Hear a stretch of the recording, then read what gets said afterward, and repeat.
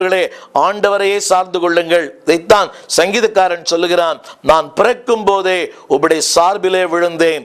ஆண்டவரையே சார்ந்து கொள்ளுங்கள். அவரை சார்ந்து இந்த துன்ப வனாந்திரத்திலே இன்பமான வாழ்க்கையை நீங்கள் அடைய முடியும். தேவன் கொடுக்கிற இரண்டு ஆசீர்வாதங்கள் என்ன?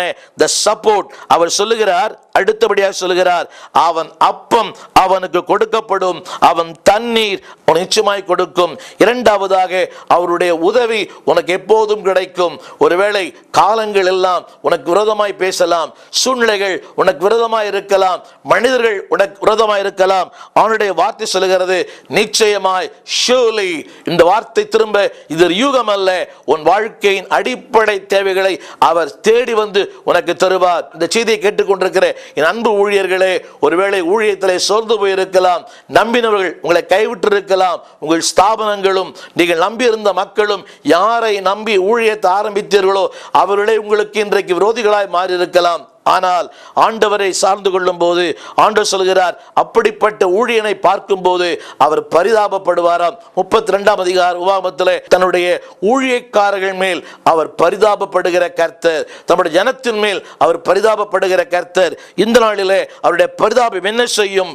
பலனை தரும். அவருடைய பரிதாபம் உனக்கு உதவி செய்யும். அவருடைய பரிதாபம் உன் வாழ்க்கையின் தேவைகளை சந்திக்கும். the strength of God. இரண்டாவது the support of God. மூன்றாவது the supply of God.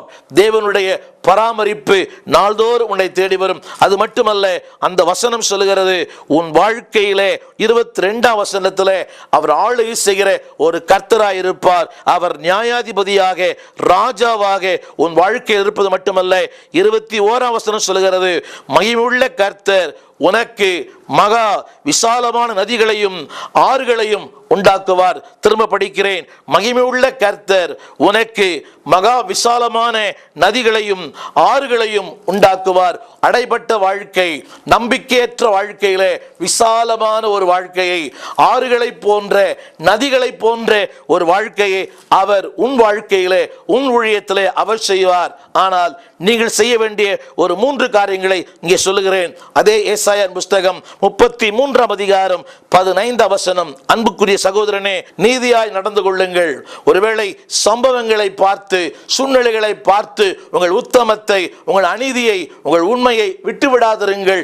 இன்றைக்கு அநேக சொல்கிற வார்த்தை, என் சூழ்நிலையினாலும் என் சந்தர்ப்பத்தினாலும் இப்படி நடந்து கொண்டேன். இல்லை அன்பானவர்களே, நீங்கள் நீங்களாகவே இருங்கள், கர்த்தர் கர்த்தராகவே இருப்பார். நீதியாய் நடங்கள். இரண்டாவது, செம்மையானவைகளை பேசுங்கள். ஒருவேளை செம்மையானவைகளை பேசும்போது, அதாவது உங்களுக்கு நன்மைகள் தடை